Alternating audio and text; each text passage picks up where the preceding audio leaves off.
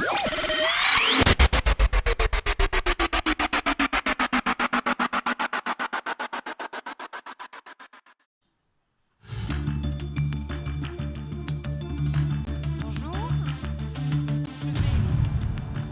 Ça va, ça marche, ouais. Bonjour, je vais appeler le jury. Alors, Muriel Toiti, vous êtes là. Virginie Tisserand, vous êtes là aussi. Philippe Morisot, je vous ai vu. Romain Vidal, non, vous êtes venu tout seul, c'est bien. Parfait, installez-vous. Je vais présenter le jury, ensuite je laisserai la parole à Guillaume Wittrich, que je présenterai ultérieurement. Muriel Toiti, dont je ne vous présente plus, vous allez présider ce jury. Virginie Tisserand, vous êtes la directrice de la publication de Provence Business, qui est une lettre confidentielle orientée vers l'investissement et l'économie ici sur le territoire d'Aix-Marseille. Votre lettre est largement répandue ici et je vous remercie régulièrement pour les informations qui me servent bien en tant que journaliste. Vous êtes également directrice conseil externalisée, spécialiste en stratégie de communication, relations publiques et mécénat. À côté de vous, Philippe Morisot, vous êtes serial entrepreneur. Vous êtes conseiller régional de la zone d'Istres et conseiller municipal de Fos-sur-Mer. Pour les Parisiens, Istres et Fos étant une zone extrêmement industrialisée ici. Vous êtes aussi vice-président régional de la commission économie, industrie, innovation, nouvelles technologies et numérique, ce qui est très long, mais en fait c'est simplement la fusion de deux commissions. Et vous êtes à titre personnel passionné d'innovation. Et enfin, Romain Vidal, vous êtes associé chez Caporn, une société de capital risque. J'ai tout francisé, je refuse tous les anglicismes. Vous investissez dans des jeunes sociétés qui accompagnent les mutations des industries historiques, souvent liées au virage numérique. Vous êtes également spécialisé sur les sujets retail tech. Là, j'ai pas réussi à trouver le mot français. Vous m'avez demandé quand c'est appelé... Voilà, commerce tech, d'accord. Vous m'avez demandé quand on s'est parlé si vous deviez être un bisounours pour ne pas heurter l'Assemblée ou si vous deviez faire comme d'habitude. J'ai opté pour comme d'habitude. Ce sera plus formateur naturellement. Et maintenant, je vais laisser la parole à Guillaume Wittrich, qui est avocat conseil pour le cabinet White & Case et qui va parler aux jeunes pousses qu'on va bientôt voir devant nous et qui va les conseiller pour éviter les erreurs traditionnelles. Alors bon, merci à tous, merci Anna. Je ne sais pas si je suis suffisamment bien placé pour donner des leçons. Ce que je voudrais dire avant, et je vais vraiment être assez bref parce que vous êtes venus ici pour les voir, c'est d'abord je veux leur dire que je les admire. Je les admire parce qu'il faut les encourager, ils vont venir devant vous dans un exercice qui est extrêmement codifié et qui est de plus en plus dur, qui est le pitch. On a tellement l'habitude maintenant de voir des choses extrêmement précises, puissantes, que c'est difficile, et c'est difficile de venir se mettre à nu, parce que c'est ce qu'ils vont faire devant vous. Je les admire parce qu'ils font ce que ne sont pas capables de faire, et je le dis, pardon, les investisseurs, et moi-même le premier, les avocats, c'est-à-dire d'aller dans un seul projet et d'y aller à fond pour changer le monde. La deuxième chose que je veux leur dire, c'est qu'ils ont beaucoup de chance. Ils ont beaucoup de chance et parce qu'il y a un momentum. Et je pense que ce momentum, il rejoint beaucoup de choses qui ont été dites ce matin, un petit peu cet après-midi. Je vais rebondir sur plusieurs choses qui ont été dites, notamment par Muriel Toiti il y a quelques minutes. Il y a un triple momentum, et c'est ce qui est la chance. Il y a un momentum en France qui est à la fois un momentum politique, un momentum légal et un momentum dans le terme du financement. Le momentum politique, tout le monde le sait, on en a parlé, alors la Startup Nation, c'est la France qui a copié Israël, peu importe, mais en tout cas, il y a une véritable volonté politique. La volonté légale, elle est encore plus forte, et ça, c'est une vraie chance. C'est des réformes très récentes, tout le monde a entendu parler de la loi Pacte, et c'est des choses qui sont concrètes. Qu'est-ce que c'est ? C'est par exemple, on en parle beaucoup, des passerelles renforcées entre la recherche fondamentale et le monde de l'entreprise. Alors on l'a compris maintenant, on l'a peut-être compris un peu trop tard, d'autres l'ont fait mieux que nous avant, les États-Unis ou le modèle classique de l'université avec le centre de recherche et des ponts très forts avec le monde de l'entreprise. On en a parlé il y a quelques minutes, les exemples en Israël. On y arrive en France, ça y est, on facilite les passerelles, on facilite la possibilité pour les chercheurs, c'est tout récent, ça vient d'être voté de passer dans le privé, de garder des participations dans les projets. On facilite également tout ce qui concerne les brevets. Et ça, c'est un domaine qui est fondamental. On facilite l'accès au certificat d'utilité, qui est une sorte de pré-brevet. Donc on peut plus facilement protéger. Et en même temps, ça y est, le monde politique s'est emparé de l'innovation, de la deep tech, a compris aussi qu'à la fois il fallait protéger, mais il fallait empêcher les barrières artificielles. Ça, c'est un problème habituel. C'est des gens qui vont déposer des brevets trop facilement et empêcher l'innovation. On connaît aux États-Unis les patent trolls, etc. Donc voilà, le monde politique s'empare enfin avec des réformes concrètes qui répondent à un certain nombre de problématiques qui ont été soulevées. Est-ce que ça sera suffisant à voir? Et le troisième élément, qui est évidemment le nerf de la guerre, c'est le momentum en termes de financement. Il y en a énormément, il y a énormément de financement, un afflux de liquidité dans le privé, mais également à l'initiative du public. Et je parlais tout à l'heure de la loi Pacte. La loi Pacte, qu'est-ce qu'elle a décidé aujourd'hui? Elle a décidé de privatisation. C'est des sujets dont on peut débattre, mais privatisation d'Aéroports de Paris, privatisation de Française des Jeux. À quoi vont servir ces flux? Et ça, je pense que c'est assez emblématique. Ils sont fléchés vers l'innovation. Et pour moi, c'est un peu emblématique du basculement de ce qu'on peut appeler, peut-être que c'est un gros mot, l'ancienne économie, l'économie traditionnelle, vers le financement d'une nouvelle économie. Alors, encore une fois, peut-être que ça arrive tard, mais ces fonds-là vont être fléchés. Il y a un nouveau fonds qui a été créé, qui est un fonds pour l'innovation et l'industrie, avec une enveloppe spécifique pour la deep tech. Donc, ça y est, on y est. On s'empare également du sujet du financement pour flécher des fonds publics vers l'innovation et notamment vers la deep tech. Donc, à mon sens, la conjonction de ces différents éléments est une véritable chance pour ceux que vous avez devant vous et pour tous les entrepreneurs qui sont ici et qui sont en France. Je vais vous quitter, mais avant de vous quitter, je voudrais simplement donner 2 conseils aux entrepreneurs qui vont passer devant vous, parce que j'en vois beaucoup défiler et qui se rejoignent finalement. Le premier, c'est attention. La levée de fonds, ce n'est pas un Graal. Tout le monde a besoin de fonds, mais je vois trop d'entrepreneurs qui, avant d'avoir une idée, ne serait-ce qu'à moitié aboutie, viennent me voir en me disant « je veux lever des fonds ». Comme si lever des fonds était un Graal, sans se poser la question du projet abouti. Et le deuxième, qui résonne encore plus avec la région sud et aujourd'hui, c'est l'ancrage local. Et ce que je dis est probablement à l'encontre de la pensée commune où tout le monde pense global, on pense immédiatement scale-up, pardon pour l'anglicisme, on pense tout de suite un projet, comment je peux le déployer, comment je peux le déployer à l'échelle du monde. Je pense que c'est souvent quelque chose qui répond à l'ego d'un fondateur, que je peux comprendre, plus qu'à une réalité économique. Je vois beaucoup d'entrepreneurs qui viennent me voir et qui me disent « je veux aller aux États-Unis, je veux faire ce qu'on appelle un flip, c'est-à-dire que je suis en France et puis je veux aller me créer une société, me réimmatriculer pour devenir américain, pour adresser un marché comme si c'était le Graal, alors qu'en réalité, peut-être qu'il n'est pas encore le meilleur dans son domaine, dans sa région, et qu'il n'a pas un produit prouvé, abouti. » Donc, mon conseil, c'est se focaliser sur son produit, avant de lever des fonds, évidemment, il faut des fonds pour ensuite le développer, et être le meilleur, rayonner localement, utiliser l'ancrage local pour ensuite passer à l'étape supérieure, mais au moment où on est véritablement prêt. Et ça, tous les entrepreneurs vous le diront, il faut savoir prendre son temps et se concentrer sur ce que l'on sait faire. Et là, je ne suis pas en train de prêcher pour ma paroisse, mais les investisseurs, les conseils, qu'ils soient avocats ou autres, sont là pour les aider et précisément pour leur permettre de se concentrer sur l'essentiel, le produit, la solution, la recherche. Je leur souhaite bonne chance.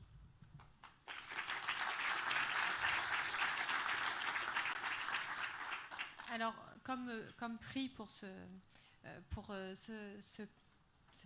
battle pitch, cette compétition, ce sera une mise en lumière dans Challenge, mais ce sera aussi 6 mois d'accompagnement juridique par White & Case. On vous remercie beaucoup pour ce cadeau qui est inestimable pour pas mal de startups.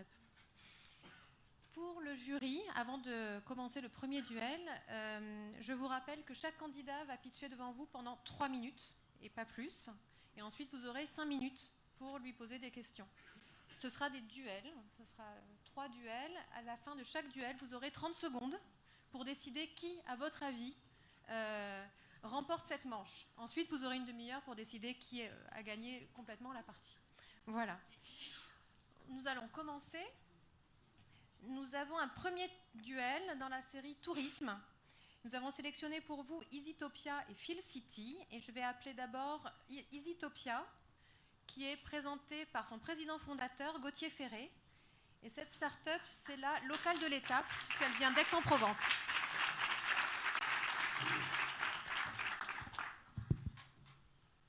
Bonjour à tous.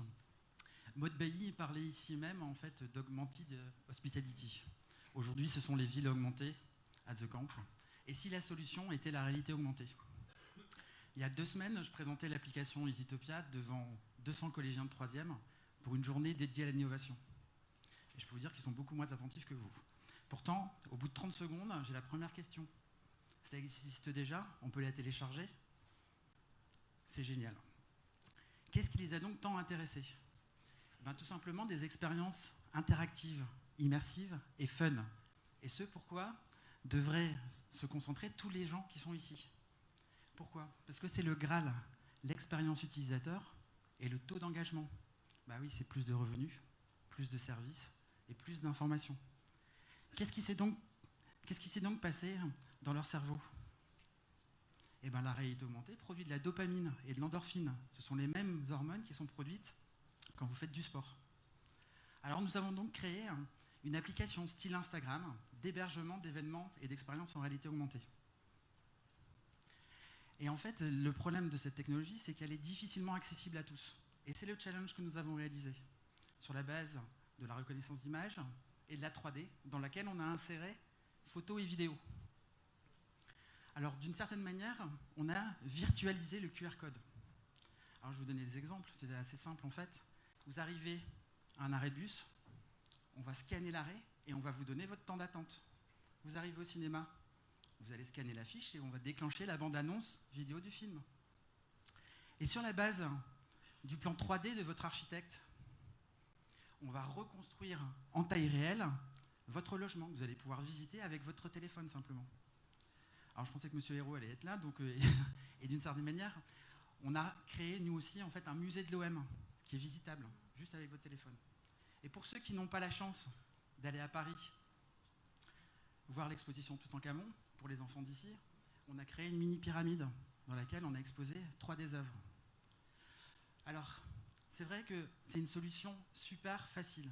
Alors juste pour vous donner un dernier exemple, juste sur la base de la vidéo 360, on vous a créé en fait des portails virtuels, un petit peu comme dans Stargate en fait d'une certaine manière. Votre téléphone devient un outil pour basculer, pour découvrir un lieu, pour assister à un événement sportif ou pourquoi pas un défilé de mode. Voilà. Alors notre business model est extrêmement simple. On héberge du contenu, on le transforme en réalité augmentée, sur lesquels on ajoute en fait des prestations de studio 3D. Et puis pour terminer, je voulais simplement dire une petite chose, c'est que le taux d'engagement pour une expérience en réalité augmentée est de 30%, quand celui des réseaux sociaux est simplement de 5%. Alors ne passez pas à côté de cette technologie. Et puis une petite dernière information. La parole est au jury. Alors, merci. Pardon, excusez-moi. Normalement, il aurait dû y avoir une vidéo en fait derrière vous. Ah, c'est un petit peu aussi, je pense qu'on allait vous demander. Oui, en fait, je leur ai présenté en fait une vidéo qui est faite au moment où je passais. C'est-à-dire que pour de la 3D, par exemple, c'est vrai que c'est difficilement imaginable et de vous expliquer comme ça sans avoir une image. Voilà. Donc, je sais pas s'il y a un problème technique ou pas. Non, peut-être que ce sera réglé tout à l'heure. Moi, j'ai une première question. Vous dites souvent... Ah, peut-être je laisse la vidéo? Non, je pose la question. Non, mais allez-y. J'entends souvent « on ». C'est qui « on » ? Donc, je m'occupe en fait de toute la stratégie, bien sûr, les levées de fonds, les clients, le commercial. Et on a 3 développeurs.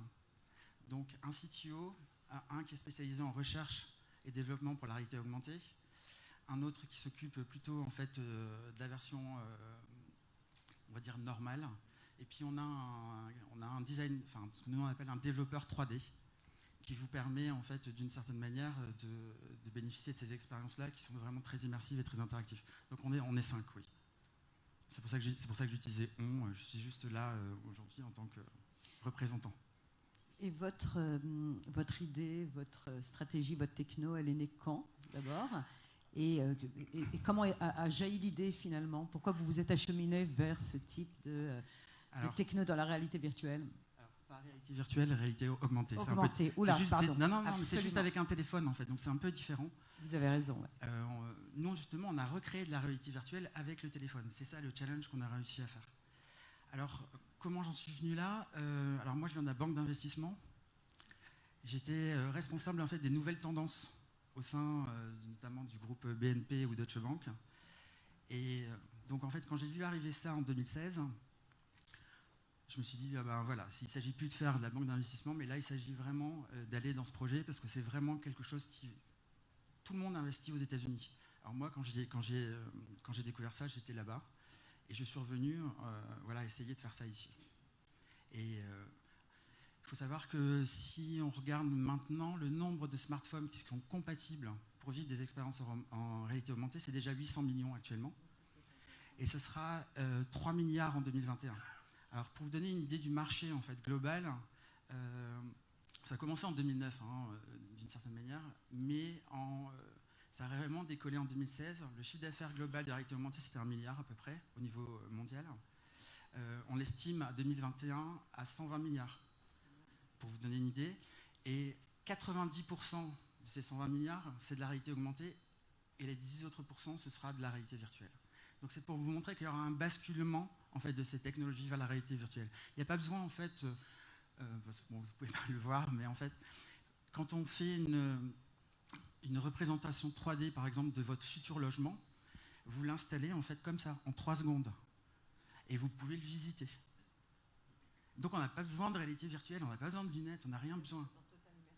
Et là, vous êtes en totale immersion. Et d'ailleurs, il y a un exemple, un très très bon exemple, c'est que quelquefois, vous allez voir des portails, vous avez dû voir les portails qui étaient avant. En fait, les personnes rentrent dans un portail en casier, donc on a simplement mis une vidéo 360 dedans. Donc les personnes sont comme ça, regardent, et ils ressortent tous par la porte. Alors qu'ils n'ont pas besoin, enfin je veux dire, elle n'existe pas cette porte elle est juste virtuelle dans leur téléphone, et pourtant ils sortent tous par la porte. Voilà. Une dernière question peut-être ? Alors, j'ai un rôle d'investisseur, donc alors je vous félicite parce que c'est une super mise en scène, c'est très inspirationnel, on a envie de croire que ça va marcher. J'ai une question de fond, parce que vous utilisez des technologies, vous arrivez à faire des choses qui sont relativement impressionnantes pour quelqu'un qui voit ça pour la première fois. Qui, dans l'absolu, n'est pas mon cas. Hein. Je vois beaucoup passer, et chacune de ces technologies, j'ai vu beaucoup de sociétés les utiliser. Mais moi, ma question de fond, c'est vous pouvez faire des expériences pour des gens qui veulent montrer qu'ils sont innovants, une commune, une entreprise, un salon, mais le succès de l'entreprise, ça va surtout dépendre de à quel point les gens vont l'utiliser. Qu'est-ce que vous avez aujourd'hui comme données qui prouvent qu'une fois que vous avez créé une de ces expériences, il y a vraiment des gens qui l'utilisent en fait? Je vais vous donner simplement... on a 100% de retour, par exemple, juste sur un type de client, qui sont les promoteurs immobiliers. Pour l'instant, c'est les seuls qu'on a contactés, parce qu'on a sorti l'application il y a juste 1 mois, en fait. On a 100% de retour, parce qu'ils se disent quoi? Ils se disent, vous arrivez dans un espace de vente, ils ont qu'à peu près 5% en fait, de taux de réussite quand une personne rentre. C'est pas ma question. Ma question, c'est, le promoteur immobilier, il a peut-être envie de vous acheter un truc, est-ce que le client final va l'utiliser? Le client final, c'est le promoteur, parce que c'est lui, d'une certaine manière, qui va vendre. Il va vendre son logement grâce à... C'est un objet, c'est une technologie marketing, c'est comme du marketing pour eux. C'est quelque chose d'immersif.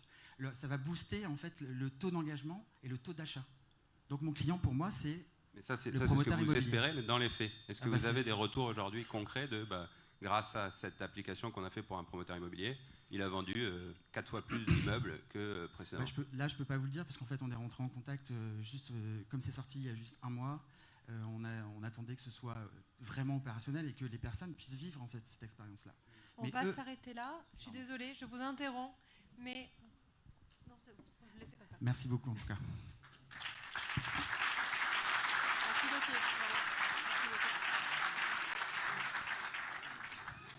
J'appelle maintenant Phil City, qui est présenté par son fondateur Nicolas Garcin et qui vient du Luberon.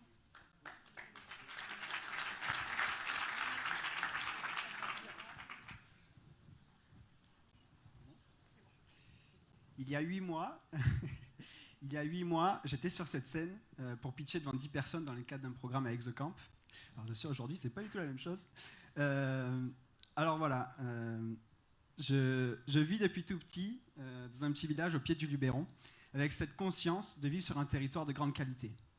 Et pour moi, les activités culturelles et événementielles ne sont pas assez mises en avant, ce qui est aujourd'hui un réel frein à leur accessibilité, mais aussi à leur rayonnement. Il faut savoir pour les urbains, l'agenda culturel aujourd'hui se réduit à des panneaux d'affichage et à des banderoles le long de nos routes. Donc autant vous dire, c'est difficile de vraiment en jouir pleinement. Et rares sont les sites internet qui référencent toute cette offre mise à disposition. Alors je me suis dit, je vais créer et penser une application mobile pour connaître en temps réel et de manière géolocalisée l'ensemble de cette offre culturelle et événementielle, avec cette priorité d'agir sur les territoires ruraux. Alors finalement, est-ce que c'est la bonne démarche d'action ? Comment faire pour que cette application mobile couvre un territoire suffisamment important pour qu'elle puisse fonctionner ? Et si j'accompagnais d'abord les entités locales à gagner en visibilité et en attractivité pour justement bénéficier in fine de leur base de données riche et de grande qualité d'événements et d'activités culturelles. Je m'appelle Nicolas Garcin, je suis le fondateur du projet Phil City et je m'impose aujourd'hui comme un créateur de services digitaux pour ces entités locales-là. Le premier service mis en place est une opportunité pour les offices de tourisme d'accompagner chaque personne, vous et moi, dans la création de parcours touristiques personnalisés. Qu'est-ce que ça veut dire ? Vous allez dans votre office, vous allez sur le site internet de l'office de tourisme, vous allez choisir ou liker, comme on dit maintenant, tout ce que vous avez envie de faire, des musées, des randonnées, des lieux culturels, des activités culturelles ou même événementielles. Et derrière, on va vous créer automatiquement un parcours touristique en fonction de vos envies, mais aussi de vos contraintes, en fonction du temps que vous restez dans la ville, et aussi en fonction des horaires d'ouverture de certains lieux. L'idée, c'est quoi ? C'est de créer des synergies entre le développement économique local et l'environnement de qualité. C'est finalement promouvoir et valoriser les ressources du territoire en temps réel et surtout en fonction de l'offre disponible. L'idée, c'est surtout aussi de proposer une nouvelle forme de communication et d'interaction entre les entités locales et le grand public qui est aujourd'hui très connecté. Il faut savoir qu'aujourd'hui, ce projet-là, il vient d'être subventionné par le programme LEADER, ce sont des fonds européens et régionaux. Je suis accompagné par les offices du tourisme du Vaucluse et des Alpes-de-Haute-Provence pour justement m'accompagner dans le déploiement de ce service. Au tout début, je vous parlais de cette aventure humaine. Cette aventure humaine, elle a été remplie de tristesse, mais aussi de joies extrêmes. Mais aujourd'hui, cette aventure, je la vis, et je la vis grâce déjà à mon coach, Benjamin Retteri, donc grâce à l'UPE 13 et son dispositif Make the Choice, et à Aiko aussi, qui m'accompagne maintenant depuis 9 mois dans la création de valeur de ce projet-là. Donc si vous comptez m'applaudir ce soir, je vous en prie, applaudissez-les eux aussi. Je vous remercie. Merci Nicolas.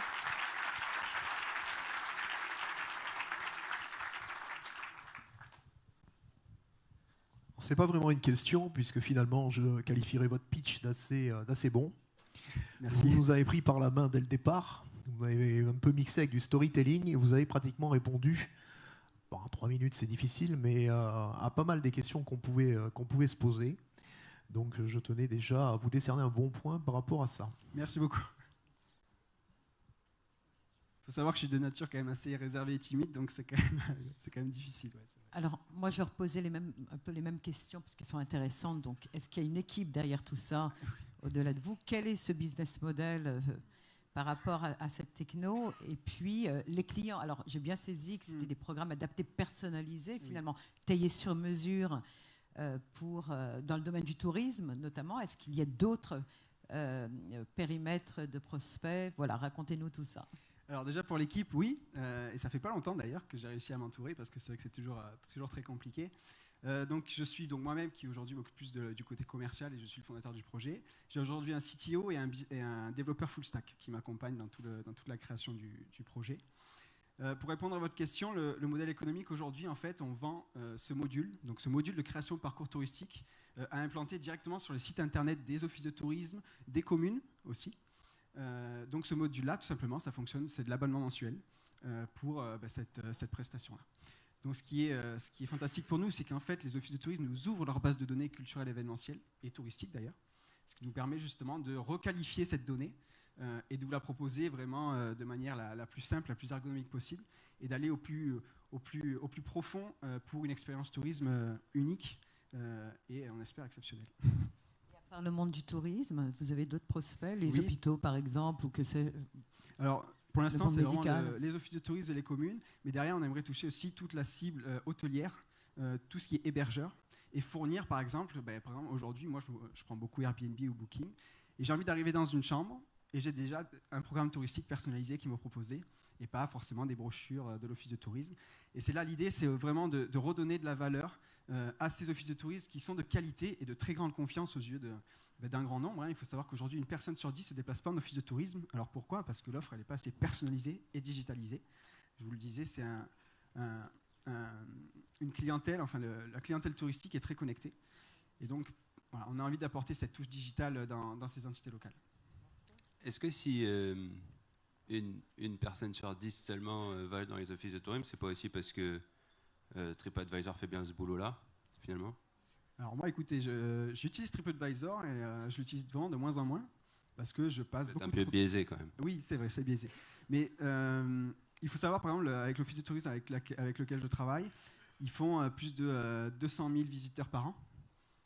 Donc, est-ce que c'est vraiment négligeable ? Je ne sais pas, pour une petite région qui, soi-disant, donc, est ancrée dans un territoire rural. Il faut savoir que, justement, la première porte d'entrée, c'est vraiment ces panneaux d'affichage, c'est tout cet univers, en tout cas, qui est là.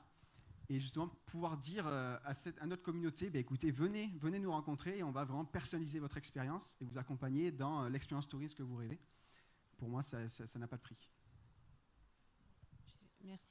Moi, j'ai une question. Concrètement, vous en êtes où et quels sont vos besoins en fonds et en potentiel humain et en main-d'œuvre qualifiée dont vous avez besoin maintenant, par exemple ? Alors aujourd'hui, donc, comme je moyen l'ai et dit, court terme.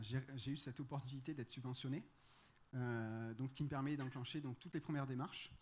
Je suis en fait accompagné par des offices de tourisme suite à cette subvention-là, pour justement déployer le service. Donc j'ai déjà en fait des partenaires clés qui m'accompagnent dans la création de toute la création de mise en valeur. Et mes besoins, ce serait plus en fait à long terme, puisqu'à court terme, l'idée, c'est de vraiment maîtriser le territoire du Vaucluse et des Alpes-de-Provence. Et vraiment, l'idée, c'est si j'ai envie de passer à la vitesse supérieure et de toucher plusieurs territoires en même temps, en effet, les ressources humaines, va falloir les multiplier. Et c'est à ce moment-là, à mon avis, que j'aurais besoin sûrement d'autres financements ou d'autres moyens de fonctionner, tout simplement. Oui, donc si on a bien compris, les individus se déplacent dans les offices de tourisme, par exemple, à l'occasion de vacances ou de week-ends, délivrent un certain nombre d'informations les concernant en termes de temps disponible. Vous pouvez le faire sur le site internet aussi, etc. Et ensuite, en fonction du spot géographique où ils se trouvent, on leur délivre un service sur mesure. Pourquoi n'avez-vous pas poussé cette logique plus loin au niveau national, voire international, en créant un site où les individus, de façon volontaire, s'inscriraient, donneraient leur profil personnel, leur goût, leur centre d'intérêt, leur sport, etc., de façon après à ce que quand ces mêmes individus se déplacent à l'échelle nationale, voire internationale, et arrivent dans un spot donné, il y a un service miroir qui leur propose, sans aller directement dans les offices de tourisme, dans quelque lieu que ce soit, un panel de services, un panel de visites, un panel d'activités qui leur conviennent. Alors tout ça, c'est en effet très rapide, s'il vous plaît. C'est très intéressant, mais en fait, la grande problématique, pour moi, quand j'ai commencé, c'est vraiment comment faire déjà pour faire adhérer les offices de tourisme à mon projet, parce que c'est eux qui détiennent toute cette information-là. Et c'est très difficile de pénétrer ce marché parce que c'est très cadré, que leurs dépenses sont très serrées. Donc l'idée, c'était vraiment, dès le départ, de leur proposer un service qui pouvait en tout cas leur permettre de rapidement gagner en attractivité et en visibilité. Donc, passer par une autre plateforme. En fait, la problématique des offices de tourisme, c'est de rester attractif et de garder en fait leur flux. Donc, c'est pour ça que je suis parti sur ce modèle-là, mais en effet, c'est un projet très intéressant. Merci beaucoup, Nicolas. Vous allez vous arrêter là. Merci. Bravo. Et maintenant, vous avez 30 secondes. Donc, Muriel Toiti, je vous laisse œuvrer. Vous avez 30 secondes pour décider. À vous quatre. Pendant ce temps, je crois que je suis censée meubler, ce qui n'est pas du tout mon point fort. Donc je ne sais pas très bien quoi vous dire, mais enfin bon. Voilà, on va leur laisser 30 secondes. Ils n'ont plus que 28 secondes. Et moi, j'ai 28 longues secondes devant moi à vous parler. Hein. Je ne sais même pas quoi vous dire. Vous avez 20 secondes maintenant. Ça va aller vite.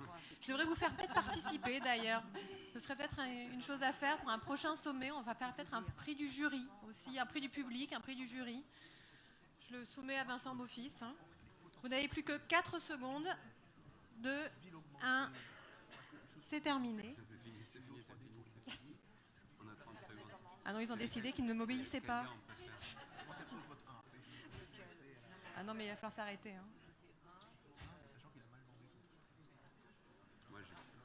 Je leur laisse 10 secondes de plus, ensuite je vais devoir intervenir.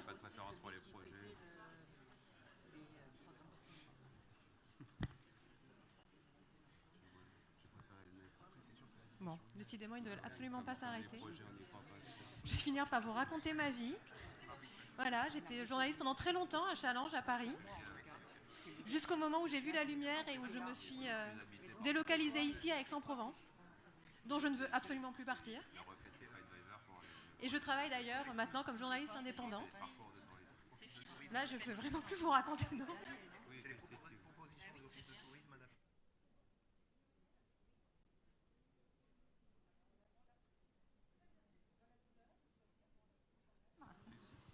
Donc on va annoncer le grand gagnant. On a opté tous les quatre, pour Phil City, en fait, parce qu'on a trouvé son application la plus intéressante, mais au-delà du programme personnalisé, adapté, en fonction des parcours de touristes, je pense que ce qu'on a dégagé comme conclusion, c'est surtout le leadership qu'il dégageait. C'est plutôt la forme, je dirais, presque le contenu, parce que chacune des technos était très intéressante, mais ce garçon-là avait quelque chose qui nous a attirés. Il a été le plus convaincant peut-être, et je pense qu'aujourd'hui, quand on doit effectivement développer une technologie, et je parle sous votre contrôle, la technologie est bonne de toute façon, mais ce qui fera l'affaire à la fin de la journée, ce sera si celui qui est derrière la technologie, c'est la dire, la raconter. Il faut que le storytelling soit engageant, et je pense que l'humanité de la personne est prédominante dans cette histoire. Donc on va opter pour ce jeune homme. Il est où ce jeune homme? Il est là. Bravo Allez. Nicolas, merci beaucoup. Merci à Gauthier aussi, et bravo aussi à vous. Donc nous sommes évidemment déjà en retard. Ensuite, dans la série Tech for Good, nous avons sélectionné pour vous les startups GMR et Elfi. GMR est présentée par son fondateur Julien Lesage et elle a été créée à Avignon.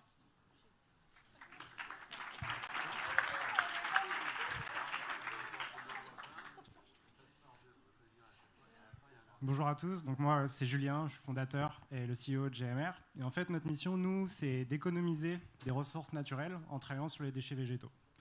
Donc on sait tous qu'on va avoir besoin de beaucoup plus de ressources pour nourrir 9 milliards d'individus. Et on sait aussi que notre système de production, il n'est pas idéal.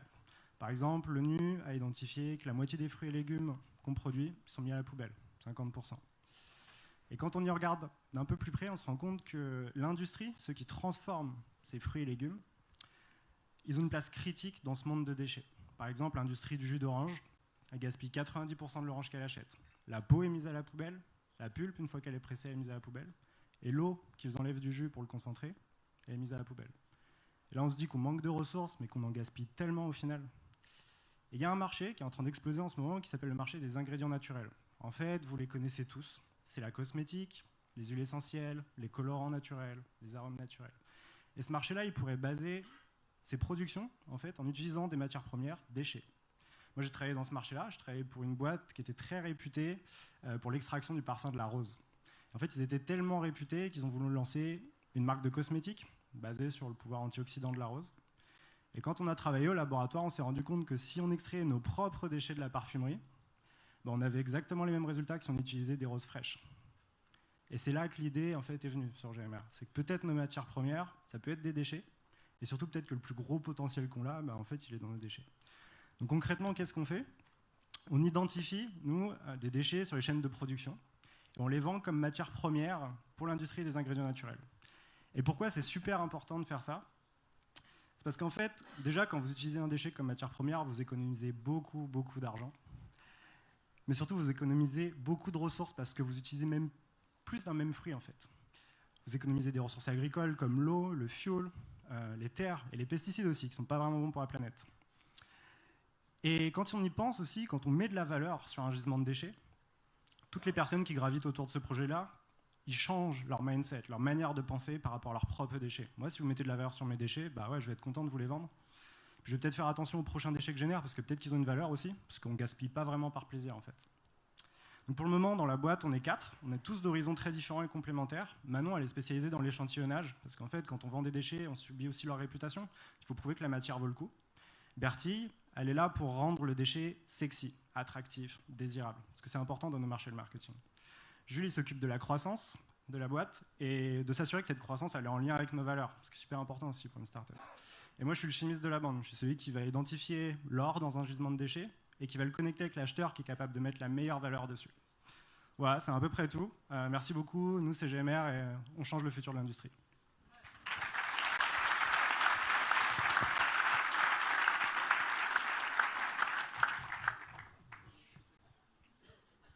Bravo. Merci. Moi, j'ai une question plus pour voir, est-ce qu'on peut vous remplacer, en fait, les gens qui produisent ces déchets, s'ils deviennent intelligents demain, ils vont penser à le faire eux-mêmes. Qu'est-ce qui vous empêchera ces gens de le faire eux-mêmes et qui les force à passer par vous, en fait? C'est une très bonne question. Nous, en fait, on connecte des marchés qui ne sont pas habitués à parler ensemble, déjà. C'est vraiment notre métier de connaître la phytochimie. Donc là, on n'est pas sur un discours très technique, mais c'est vraiment pas le même métier de vendre un déchet végétal, enfin de générer un déchet végétal et surtout de le vendre en matière première. Nous, on se pose aussi comme garant de la qualité et surtout de la qualité moléculaire un peu de cette matière-là. Donc on a cette expertise, on a ce support et surtout on garantit des revenus qui sont assez hauts en ouvrant notre marché. Là où quelqu'un habituellement va payer 15 à 40 euros de la tonne pour se débarrasser de ses déchets, nous on les vend entre 300 et 30 000 euros par tonne. Et il y a une grosse partie qui leur revient par tonne. Oui, justement. Donc là, vous êtes en train de parler de tonnes, on est en train de parler d'économie circulaire, de récupération des déchets. Vous avez dit, vous avez énuméré toutes les qualités de votre équipe qui s'occupe de la logistique, parce que tout ça, il faut récupérer le déchet là où il est produit, il faut le transporter, il faut le stocker, et tout ça, ça a un coût. Donc, vous pouvez nous en dire plus là-dessus? Alors, il faut séparer manutention et logistique. Logistique, on travaille qu'avec des gros groupes qui ont une logistique extrêmement performante. Avoir un nouveau produit dans leur gamme, ce n'est pas un problème. La plupart du temps, on travaille sur des déchets qui sont tellement différents les uns des autres, et on a des demandes qui sont tellement différentes, qu'on est capable de connecter un déchet qui correspond en termes de manutention à une demande. Vous avez quelqu'un qui va demander du curcuma pour extraire un colorant, il va acheter une matière qui est sèche, il va acheter de la poudre de curcuma qui est générée par quelqu'un qui fait des épices. Si vous avez quelqu'un qui travaille sur l'extraction d'une molécule dans le citron, par exemple, il va acheter une matière surgelée. Et la plupart du temps, celui qui va générer ce déchet, il a déjà les capacités de stockage surgelées. Donc en fait, on se base sur cette multitude d'offres de déchets, cette multitude de demandes, pour faire correspondre celle qui matche le mieux. Au final, on se rend compte que ce n'est pas tant le souci que ça, la logistique. La manutention, c'est important, et nous, on apporte notre expertise là-dessus, par contre, sur la manutention. Comment le conditionner? Comment faire en sorte que dans l'usine, on plug un outil qui fait qu'on peut conditionner ce produit et qu'il est non périssable et qu'on le transporte. Oh bah, c'est impressionnant. Et c'est vrai que quand on vous écoute parler, on a envie de se dire aujourd'hui, est-ce que vous êtes encore une start-up? Est-ce que vous avez vraiment des besoins? On a l'impression que vous êtes limite professionnel. Et est-ce que vous avez des exemples précis de partenariats qui ont déjà été noués avec des grands groupes? Tout à l'heure, vous parliez de grands groupes, mais est-ce que vous pouvez nous en parler? On travaille avec Schweppes Orangina. On travaille dans notre marché d'achat, c'est un marché qui est très concentré. Donc en gros, les 10 acteurs, les 10 leaders mondiaux, ils ont 50% du chiffre d'affaires sur la planète. On travaille avec 5 de ces 10-là, notre marché d'achat. Fournisseurs, je ne sais pas si vous connaissez Maître Prunil, mais c'est quand même le leader européen des fruits secs, par exemple. On travaille avec eux. On travaille avec LVMH. Donc ça, c'est des références qu'on peut donner. Si vous voulez avoir une idée de la société, on a fait 170 000 euros de chiffre d'affaires l'année dernière, qui est principalement basé sur l'échantillonnage, parce qu'en fait, on travaille beaucoup avec la R&D de nos acheteurs. Et qu'ils sont en train de développer des produits sur la base de nos matières premières. Donc voilà, on est vraiment implanté sur la R&D et c'est là où on en est maintenant. Et oui, en fait, on a besoin de fonds parce qu'il faut devenir indispensable dans la chaîne, que ça demande de l'argent. Il faut être encore meilleur sur la manutention, ça demande de l'argent aussi. Intégrer une machine-outil chez le fournisseur pour être sûr que ce soit plus facile pour lui de conditionner le produit. C'est partie des challenges qu'on doit surmonter dans le futur. Et en termes de croissance, justement, comment vous voyez les choses? Vers qui vous allez lever les fonds? Et une autre question, vous êtes combien? Et je suppose que vous êtes de formation scientifique vous-même. Ça, on est 4, comme je disais dans l'équipe. Moi, je suis chimiste, phytochimiste. Oui, j'avais bien. Donc, moi, je suis dans la molécule. J'ai pas bien compris la première question, pardon. Par rapport à votre développement économique. Quelle est la croissance? Exactement. Alors, en fait, on identifie les projets vraiment un par un de manière extrêmement précise. On sait à peu près que le panier moyen sur un projet en commission, c'est 140 000 € par projet. En ce moment, on en a 19. Donc, on imagine. On n'a pas pour le moment ce business plan ambition avec la levée de fonds, mais on imagine que d'ici 3 ans, on sera sur entre 1,5 million et 3 millions d'euros de chiffre d'affaires, principalement basé sur ces commissions-là, et aussi sur la vente de prestats R&D pour trouver des nouvelles matières inspirantes pour nos acheteurs. Après, sous une forme ambition, on peut aller chercher un peu plus loin. Ce qu'on voudrait, c'est prendre 1% du sourcing en Europe. C'est-à-dire ouvrir aussi le marché, parce que je suppose que là, vous êtes sur le territoire français, vous êtes aussi... 50% à l'export. D'accord, ok. En fait, on travaille avec des gros groupes tout de suite. On est obligé de... Absolument. Vous êtes basé, sinon vous, physiquement Avignon et The Camp. Ok. Merci. Une remarque sur les 20 dernières secondes. La vente de prestats R&D, c'est rarement un truc que les investisseurs aiment financer. Bah oui. La partie place de marché est quand même plus intéressante. Donc, dans le discours, peut-être la récurrence. Ajouter un peu moins de vente de prestats et un peu plus de place de marché. Ça marche. Merci Julien.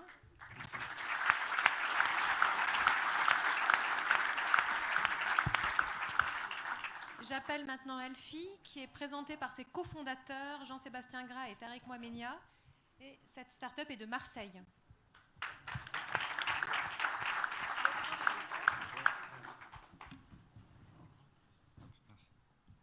Merci beaucoup de nous recevoir à The Camp. C'est la première fois qu'on vient, donc on est ravis de présenter devant vous et devant tout ce public si nombreux.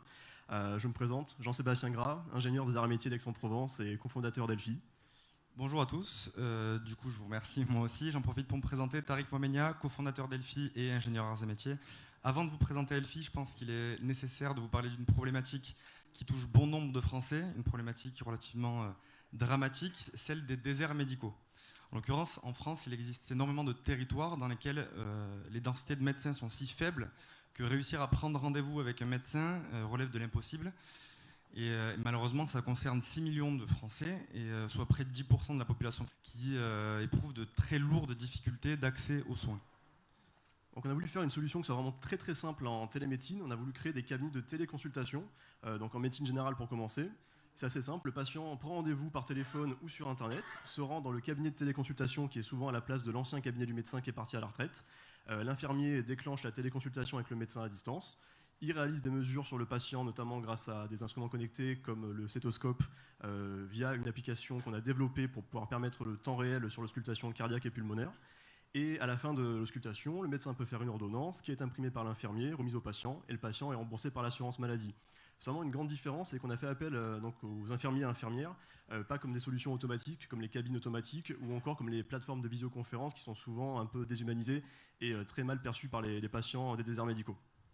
Alors, pourquoi du coup notre approche séduit? C'est parce qu'on fournit une solution clé en main à nos clients qui va évidemment de l'installation du matériel de téléconsultation au recrutement des médecins, des infirmiers, à la formation, à l'auscultation des infirmiers et évidemment à la gestion du bon fonctionnement du cabinet. Nos clients justement ce sont d'une part les collectivités qui décident de se positionner en tant que porteurs de projets pour finalement offrir une offre de soins à leur population, et dans un second temps, les professionnels de santé qui nous sollicitent eux aussi, à savoir les pharmaciens, les cabinets d'infirmiers ou encore les médecins qui ont envie de mettre en place ce genre de solution. D'un point de vue du modèle économique, nous facturons du coup 25 000 € à chaque installation, à chaque ouverture de cabinet, et nous prélevons 2,90 € par téléconsultation. Du coup, évidemment, ce n'est pas à la charge des patients, c'est les médecins qui contribuent au bon fonctionnement du cabinet. Donc aujourd'hui, on a 4 cabinets en fonctionnement. Donc quand je dis en fonctionnement, ça veut dire qu'ils accueillent des patients chaque semaine. D'ailleurs, aujourd'hui, en ce moment même, il y a des consultations au cabinet de Saint-Maurice-sur-Fessard. Il y en a eu ce matin une dizaine au cabinet de Châtillon-Coligny. Il y en aura encore ce soir. C'est dans le Loiret tout ça. Voilà. Donc d'ici la fin du mois, on aura 6 cabinets en fonctionnement et on a plusieurs dizaines en commande. Du coup, et aujourd'hui, ça représente plus de 500 patients qui sont passés par nos cabinets, parfois malheureusement pour des pathologies relativement graves. À partir de ce constat, en fait, on s'est rendu compte qu'il y avait un second besoin, c'était la prise en charge à domicile. Il y a beaucoup d'infirmières qui nous ont dit, nous, le patient ne peut pas se déplacer, son médecin n'y va plus parce qu'il est parti à la retraite, et si on ne trouve pas une solution, il va être placé en EHPAD pour pouvoir être pris en charge par des médecins du coup, dans l'EHPAD.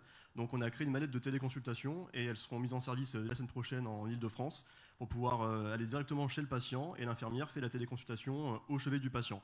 C'est un constat qu'on a eu parce que en fait, les patients qui nous contactaient étaient des fois vraiment désespérés par rapport au manque de médecins et à la crainte de devoir quitter leur habitation. Et on a décidé d'orienter un peu aussi l'offre sur le côté portable et nomade. Voilà, donc au-delà de la téléconsultation... Okay. Il y a tellement à dire en même temps. Voilà, on peut en parler des heures.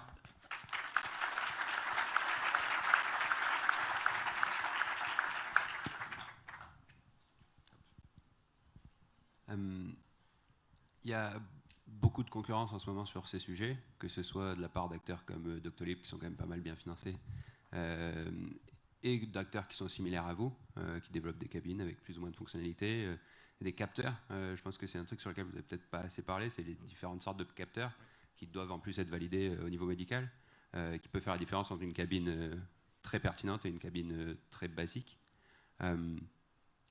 C'est un truc où vous devez fabriquer la cabine avant de le vendre, donc vous allez avoir besoin de beaucoup d'argent pour pouvoir vous déployer massivement. Alors c'est pas une cabine, hein. Nous c'est un chariot de téléconsultation qui est dans un cabinet médical, et c'est la grande différence, c'est que le patient ne touche pas au matériel, c'est l'infirmière qui fait toutes les mesures. D'accord, mais ça a un coût. Vous le vendez 25 000, mais vous le fabriquez, vous faites une marge, mais ça vous coûte quand même de l'argent. Donc pour vous déployer très vite, vous allez avoir besoin de beaucoup d'argent.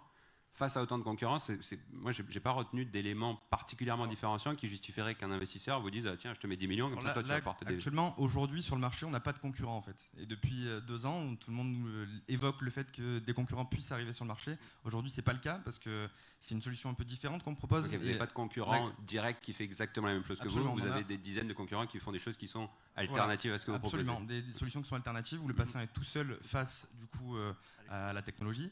Ce qui fait que ça ne prend pas, malheureusement, dans les collectivités. Énormément de maires avec lesquels on est en contact tous les jours nous contactent pour nous dire, finalement, nous, une solution complètement déshumanisée avec une cabine autonome, par exemple, ou que sais-je, ça ne me convient pas. Ce n'est pas la solution que j'ai envie de mettre à la disposition de ma population. Ce qui fait que le gros point différenciant et ce qui nous permet, nous, derrière, de pouvoir avoir finalement autant de...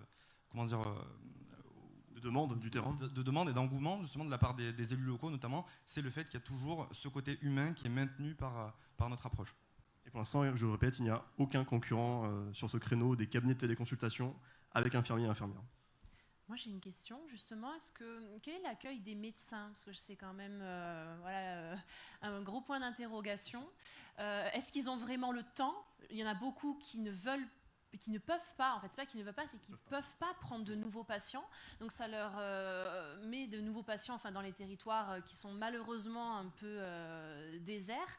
Donc justement, alors l'augmentation du numerus clausus va jouer en votre faveur, il va y avoir des jeunes médecins qui vont arriver, mais pour l'instant, à l'instant T, voilà, il y a un problème de... Ce qui se passe, c'est que nous, on ne fait pas appel aux médecins sur place qui sont en activité, parce qu'ils n'ont pas le temps, et on leur dit prenez des patients en cabinet, ce sera toujours mieux que la télémédecine, ce serait mentir de dire le contraire. Par contre, on prend souvent avec des retraités médecins qui ferment leur cabinet et qui veulent faire 2 demi-journées, 3 demi-journées par semaine, ou des médecins en activité qui sont dans des zones un peu moins tendues, Montpellier, Marseille, Aix-en-Provence, par exemple, où là, vous faites 10 mètres dans la rue, il y a une plaque de médecins à chaque porte. Donc c'est beaucoup plus simple pour faire appel à ces praticiens. Mais sinon, en effet, dans les déserts médicaux, ils n'ont pas le temps de faire ça. Juste une question très très pratique. Vous avez parlé de remorques qui s'installent dans les... J'ai pas bien compris là le concept. Nous, c'est des chariots de télémédecine. Un peu comme dans les hôpitaux, les chariots, ça comprend des écrans, du matériel du coup audio, vidéo, les instruments connectés. Et qui restent combien de temps au même endroit? Nous, c'est vraiment fixe en fait. On reste dans la commune, il y a un cabinet qui est dédié que à ça. D'accord. On recrée un cabinet médical à la place du cabinet du médecin qui est parti à la retraite. En fait, on nous met à disposition un local. C'est fixe. Oui, on nous met à disposition un local dans lequel on va mettre un chariot de téléconsultation. Et là, la deuxième solution. Le chariot n'est pas tournant non. Au bout d'un certain temps, non, il reste tout le temps. Par contre, du coup, on va sortir une mallette de téléconsultation et donc qui sera disponible dès la semaine prochaine.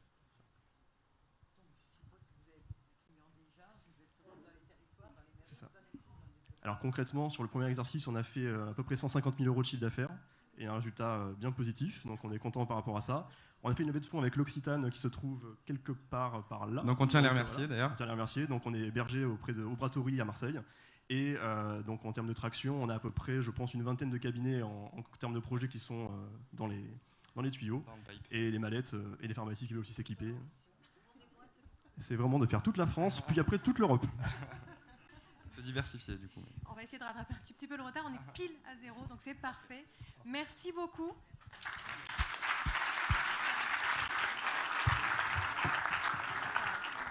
Merci, Tariq. Donc là, vous avez de nouveau 30 secondes. 30 secondes et pas une de plus. Et mon agonie reprend donc. Donc vous avez 25 secondes. Et donc je vous disais que quand j'étais arrivée ici, depuis Paris, Aix-en-Provence, on a un peu l'impression que c'est quand même un village, que Marseille, c'est vaguement la jungle. J'avais peur de m'ennuyer et j'ai découvert la French Tech. Et j'avoue que je ne me suis pas encore ennuyée une seconde dans ce territoire d'Aix-Marseille. Moi, je suis journaliste transport, donc j'aime bien les industries qui sont en crise et en grève. Et ici, ça m'a fait quand même un choc de voir qu'on avait tout un écosystème numérique qui était ni en crise ni en grève. Et c'est bien d'avoir aussi un petit peu d'optimisme qu'on ne perçoit pas forcément toujours depuis Paris. Et là, ça y est, on est à 0. Et évidemment, ils sont en retard. Je vous laisse encore 10 secondes. Oui, ils ne m'écoutent même pas.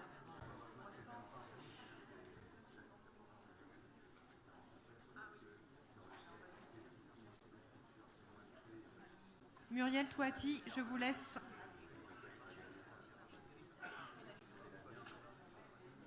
Je vous laisse annoncer le résultat.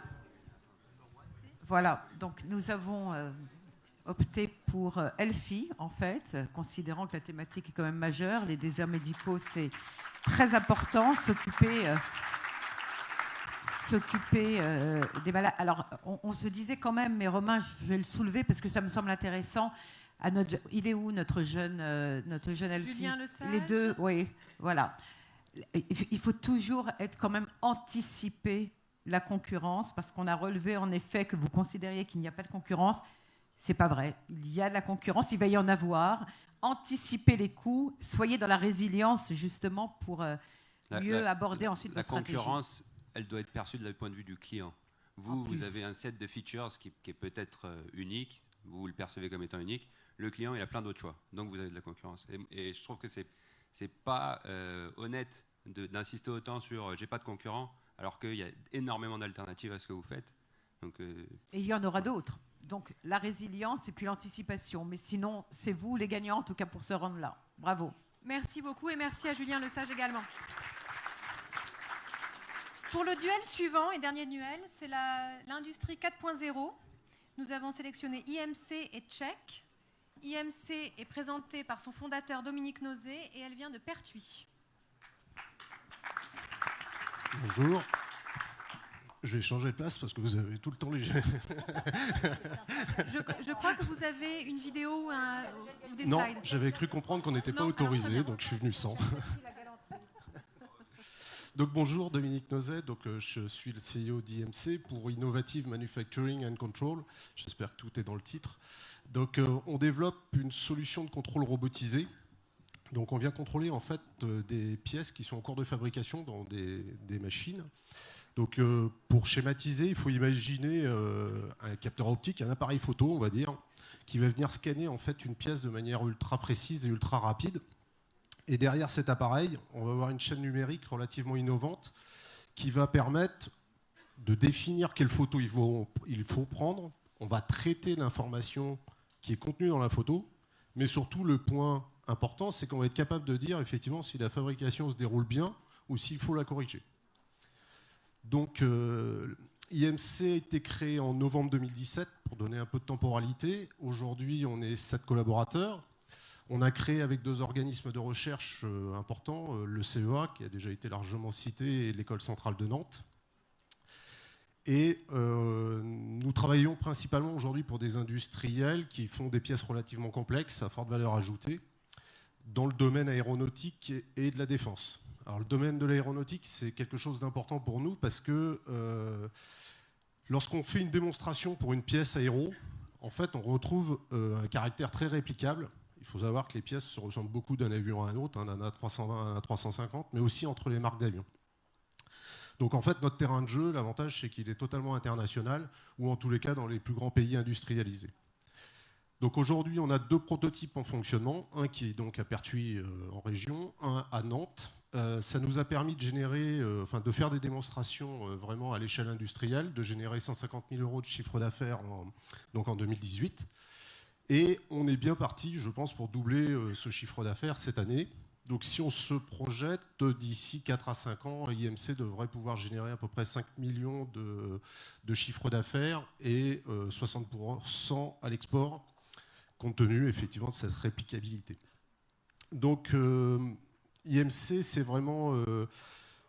on s'est axé beaucoup sur, j'allais dire, la R&D. On travaille avec des grands groupes industriels, Stelia Aerospace, Naval Group, le CEA Défense. Et on veut aussi s'adosser, on discute depuis maintenant quelques mois avec un grand groupe industriel français, pour vraiment réfléchir, penser, construire ce qui sera certainement une révolution industrielle dans le pilotage des machines. Donc on ne peut pas y aller tout seul, on a trouvé un gros partenaire et on va vraiment... le message, ce qu'on veut porter, c'est vraiment une révolution industrielle, pas la révolution, une révolution industrielle, et de pouvoir, d'une part, s'ancrer dans le territoire, avec une équipe quand même qui va devenir relativement consistante, mais aussi rayonner dans les plus grands pays industriels, notamment Allemagne, Japon, Corée. Voilà.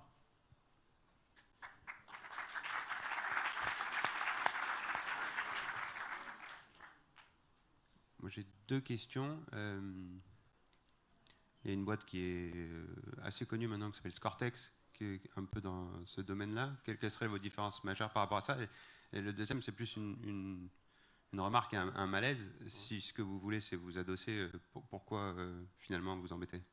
Alors, parce qu'en fait, on ne travaille pas sur la même... Alors, je vais répondre. Scortex, je ne suis pas sûr, mais je crois qu'ils sont plutôt orientés big data et traitement de la donnée. Mais... Analyse de défauts dans des chaînes industrielles. Alors, donc il y a 2 éléments. La première des choses, quelque part, par rapport effectivement à une concurrence qui, certes, nous, sera réelle, même si aujourd'hui, on n'a pas identifié exactement la même techno, on aura des concurrents. Donc d'abord, on se différencie avec un apport au niveau informatique. On a vraiment une chaîne numérique qui est très, très innovante, avec un langage de très haut niveau. Mais aussi, on va jusqu'à la machine. C'est-à-dire qu'on a une partie solution hardware. Donc ça, déjà, c'est un élément qu'on peut avoir de différenciant. Bon, le deuxième aspect, c'est tout ce qui va être probabilité. Et le troisième aspect, j'y viens, c'est pourquoi s'adosser avec quelqu'un? Parce qu'aujourd'hui, on traite en fait toute la solution autour de la machine et du contrôle. Mais l'avenir, il n'est pas là. Il est non seulement de faire cette partie-là, mais de descendre vraiment au cœur de la machine. C'est d'ailleurs pour ça qu'on est labellisé Deep Tech. Je vais rentrer dans des éléments un peu techniques, mais il faut aller jusqu'au moteur de la machine. Et pour ça, toute cette chaîne aval, elle est extrêmement complexe et maîtrisée par quelques groupes industriels dans le monde. Voilà. Et je ne peux pas rentrer dans le détail et l'importance, mais si on veut avoir toute la chaîne, il est important effectivement de pouvoir avoir un grand groupe industriel qui nous accompagne, en sachant que ce n'est pas son secteur d'activité vers lequel on veut aller.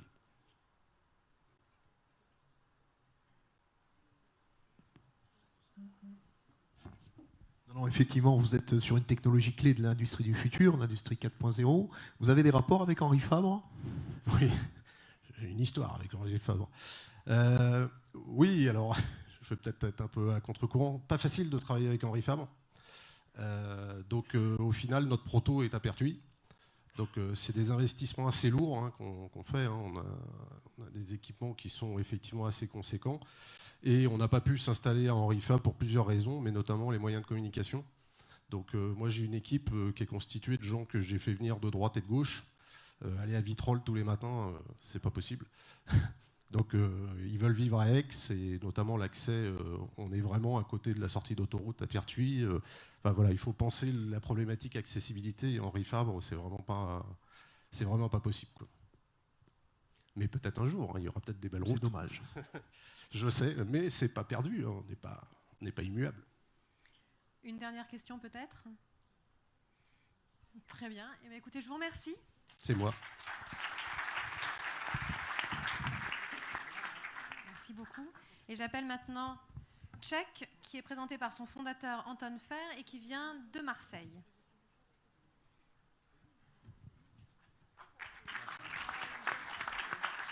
Bien, c'était la même stratégie. Je voulais me positionner ici pour changer un peu, mais je vais quand même le faire. Bonjour à tous. Bonjour le jury, hello Anna.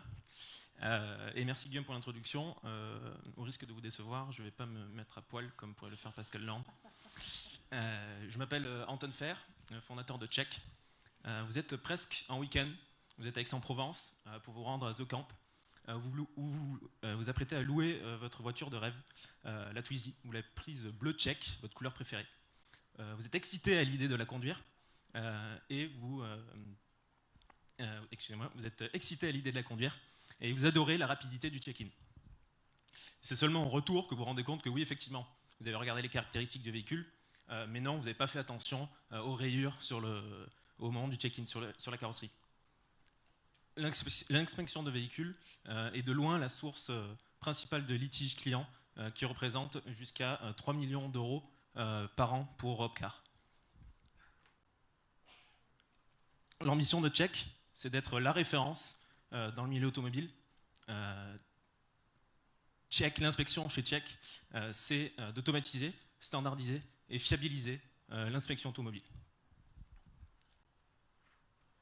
Nous nous sommes rendus compte que l'inspection en fait intervient au moment du check-in, check-out, mais également le transfert de risque existe à chaque fois qu'un véhicule doit être inspecté.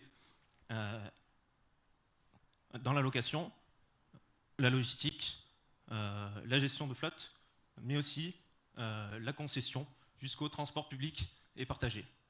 On a compté, ce sont plus de 10 inspections par véhicule qui sont réalisées dans toute la durée de vie d'un véhicule, de sa sortie d'usine jusqu'à la casse. Donc ce sont près de 1 milliard de véhicules qui sont inspectés en Europe tous les ans. Donc Check essaie d'intervenir en tant que référence dans le milieu automobile. Imaginez un scanner de véhicule capable de scanner l'ensemble de la carrosserie en moins de 5 secondes. Exercice extrêmement difficile, excusez-moi. Un peu d'eau.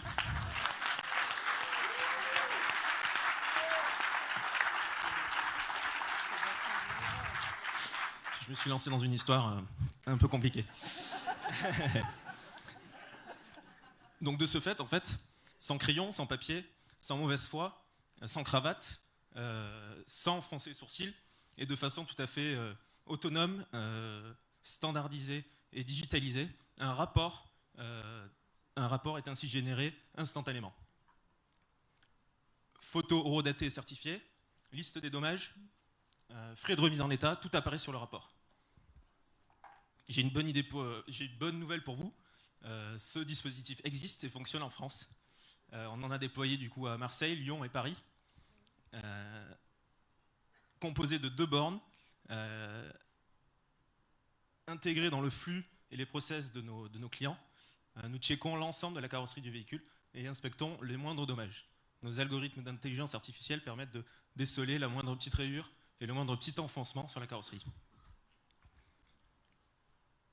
Donc là j'ai fini, mais je voulais préciser que, faire un grand remerciement pour l'équipe, parce que derrière tout ça, en fait, c'est une équipe d'ingénieurs et de commerciaux passionnés, talentueux et engagés, qui font en sorte, en fait, de faire de la vision de Check le standard de demain. Merci Antoine. Antoine, venez vous asseoir. Venez vous asseoir, vous m'avez fait peur. Oui, il faut mieux s'asseoir. J'allais tomber. Moi, je vous félicite pour. Vous avez été absolument parfait. Non, c'est gentil. Si, mais je vous le dis, vous avez été parfait. J'ai des progrès à faire, je pense. Et vous savez pourquoi? Parce que vous avez été authentique. Et ça, c'est très important.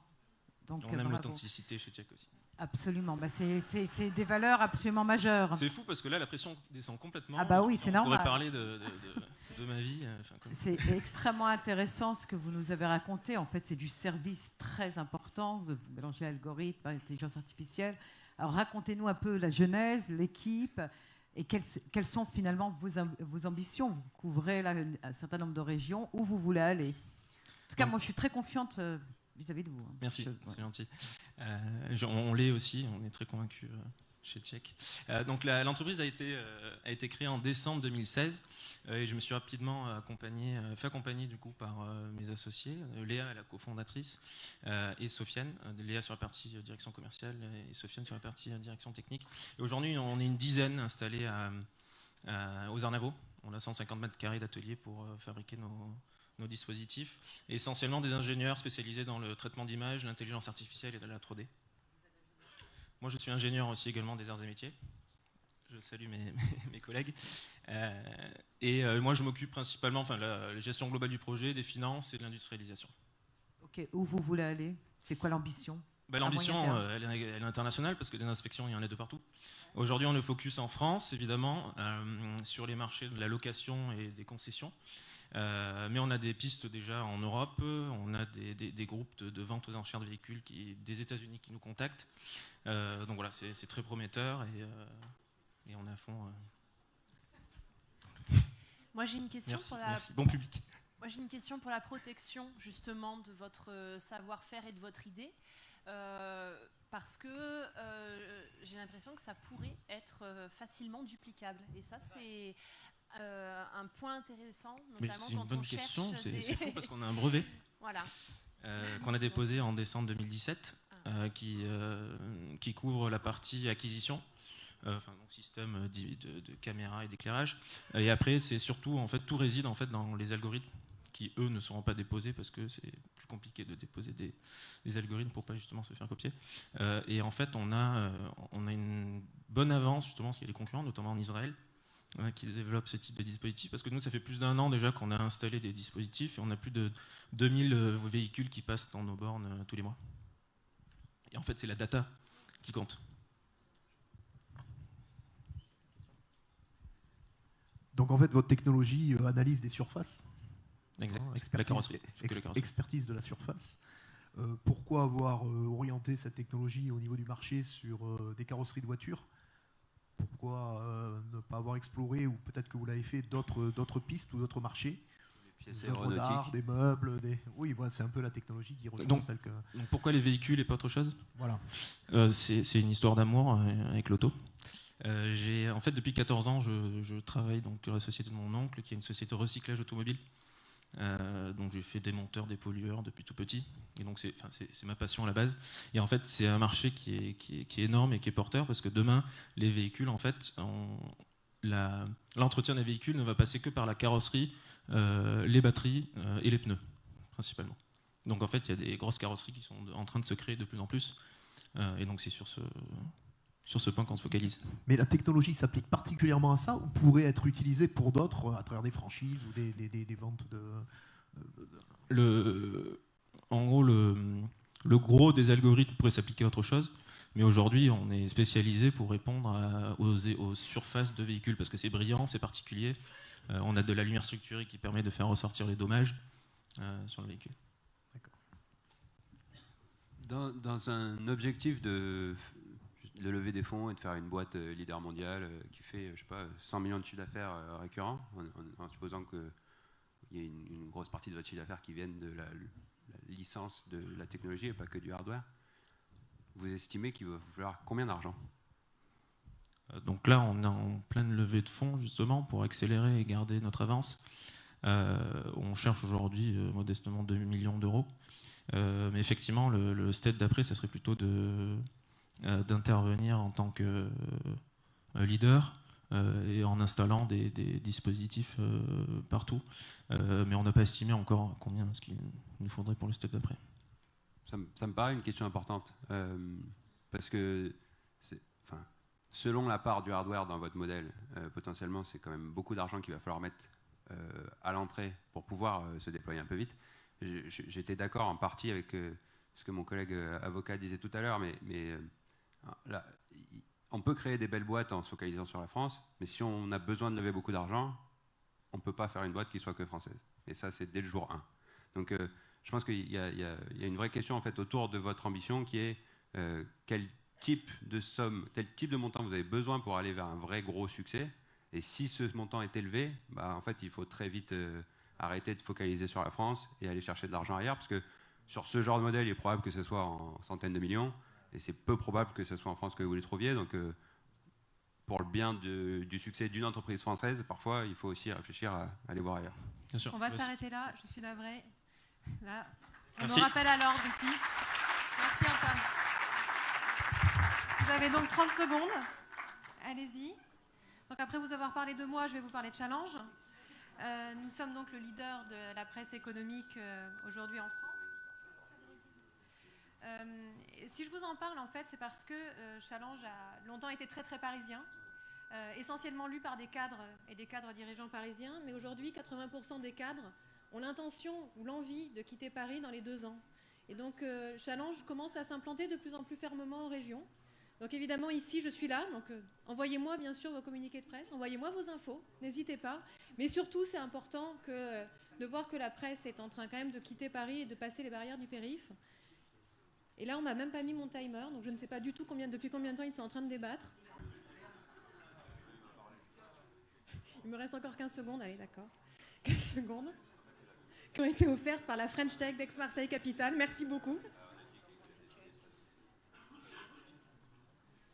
10 secondes au jury.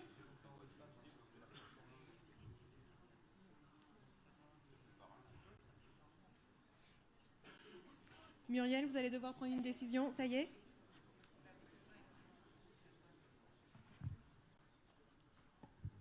Bon, ben voilà. On a tous les 4 opté pour le jeune homme, là, le deuxième jeune homme, donc pour la société tchèque. Antoine Fer. On considère qu'il a été plus convaincant, que c'est une société de service, qu'il a des ambitions. Et puis on a aimé aussi voilà, sa sincérité et puis aussi sa fragilité. Je pense que c'est intéressant, la fragilité aussi. Ça révèle une certaine force et j'ai beaucoup de... Enfin voilà, j'ai confiance en ce garçon. Donc c'est tchèque. Et bravo à Anton et merci beaucoup à Dominique Nozé. Et maintenant, le jury aura une demi-heure, mais hors de cette scène, pour discuter, pour nous dire ensuite qui est le vainqueur final. Merci beaucoup à tous pour votre attention.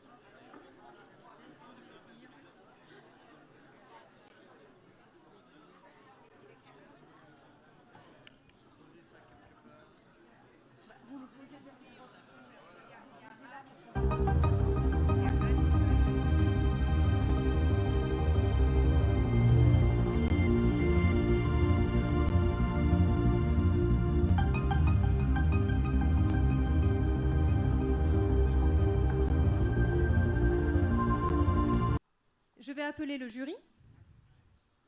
Le jury, Muriel Toiti, Virginie Tisserand, Romain Vidal, Philippe Morisot. Tu peux le dire. Voilà. Et je vais également appeler Guillaume Vitriche.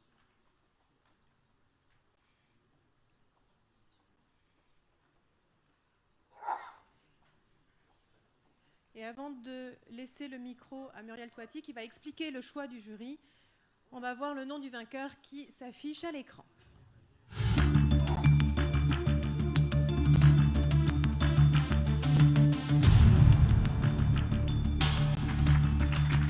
Bravo à Elfie. On va vous demander de venir sur la scène. Merci. Ben, bravo à vous deux et à toute l'équipe qui est derrière, certainement.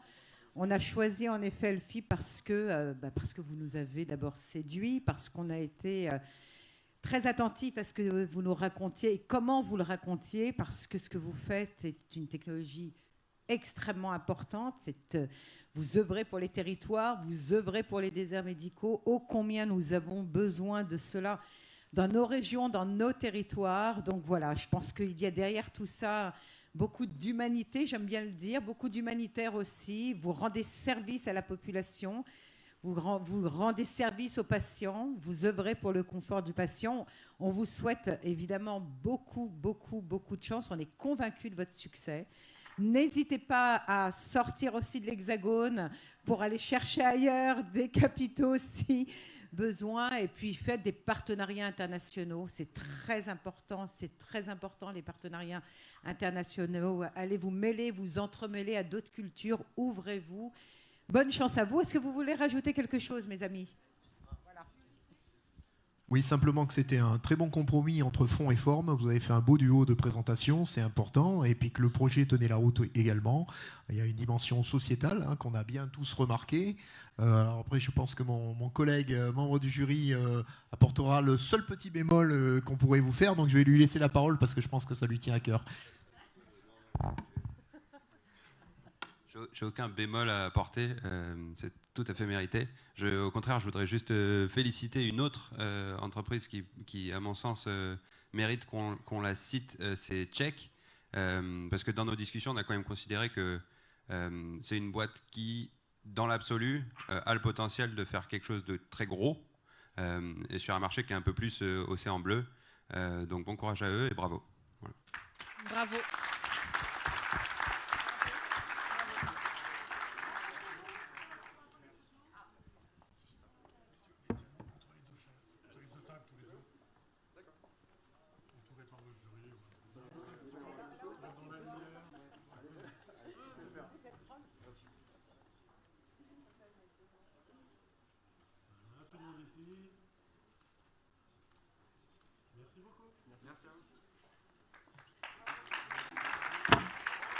Merci à tous et je laisse la parole à mon confrère Gilles Fontaine sur les lieux totems.